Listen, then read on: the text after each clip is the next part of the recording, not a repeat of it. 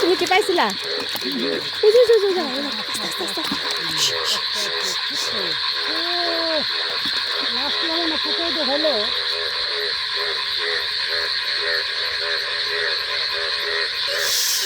একবার বড় কথা দেখাইছি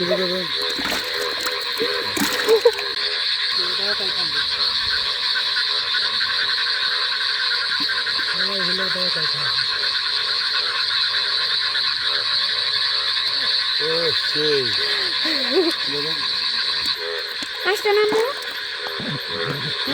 হ্যাঁ পাঁচটা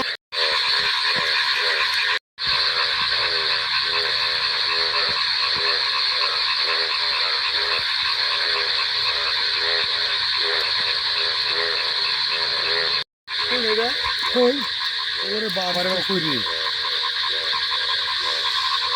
আই হেরে কইরি বড় একটা দই সর্বোচ্চ বড় ওটা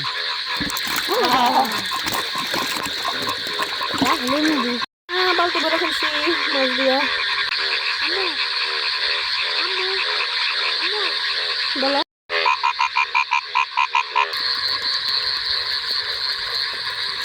আমার বাচ্চা এগুলো আছে আচ্ছা এই গুন্ডা আছে আর কই না কিছু করবেন না হ্যাঁ ওই সামনে আর এই ফোন ধরতে না এই যে এদিকে চলে আসছে পাইছো মাছ 11টা বেশি 11টা মাছ এলো আসলে মাসে ঢলের কই মাছ বুঝলি ব্যাং এই মিনিট অনেক বড় অনেক বড় অনেক বড় অনেক বড় অনেক বড় তাড়াতাড়ি এই অনেক বড় এটা হাতে গেদা মিয়া থাক তুই খা খালি চুপ করে অনেক বড় দাদা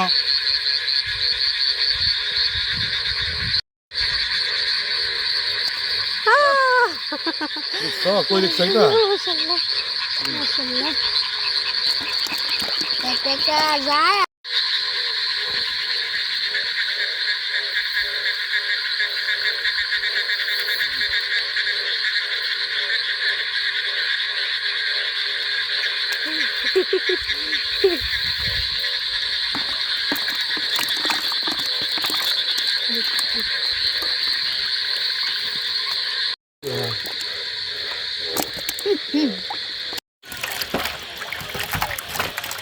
আলহামদুলিল্লাহ বুঝছো হ্যাঁ এই যে যায় দৌড় দিল